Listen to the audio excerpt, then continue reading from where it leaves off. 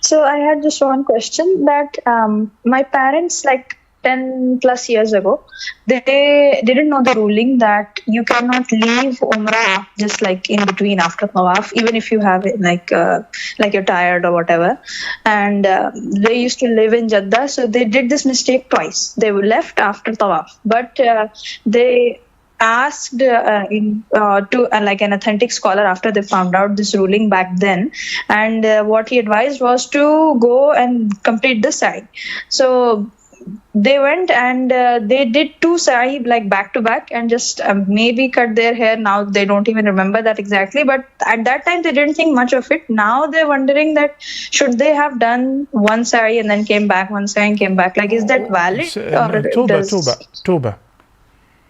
There are a lot of informations in your question. So you need to be specific and say, were they performing Umrah?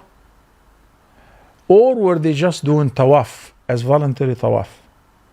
Were they in a state of Ihram and they just came from Jeddah, they did the Tawaf and they left? Is this the case? They went with the intention of Umrah, but they were tired or whatever, something happened, and they did the Tawaf and came back. They did not know you have to complete it. No, I don't accept that. Trust me. I don't accept that somebody knows the Umrah consists of Ihram, Tawaf and Sa'i, so they did the Tawaf and they were tired, so they decided to call it off. Is this the case? If this is the case, there is a big penalty. You know, there is a great expiation. Because once you assume the intention of Ihram for Umrah or Hajj, you cannot just undo the Ihram or call it off, okay, whenever you like.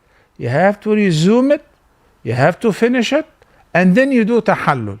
And if you do tahallul or shave before that, that requires fidya. And you still have to put the Ihram on again and go and finish the sa'i. Okay? And with my due respect, no grown-up Muslim should say, oh, I didn't know that Maghrib is only 3 rak'ahs. I used to pray it 4 rak'ahs. Or I didn't know that Fajr, because these are essential informations, basic informations. No one can pray and say, I didn't know that I have to have wudu before I pray. No one should do Tawaf and Sa'i and they say, I didn't know how to do Umrah. It's not chemistry. When you live in Jeddah and you're going for Umrah, either somebody's rubbing you off or you take a cab. How much is it? How long would it take? And you're going back and forth. So you ask about everything and you forgot to ask about what is Umrah? That's not acceptable. I doubt that they didn't know.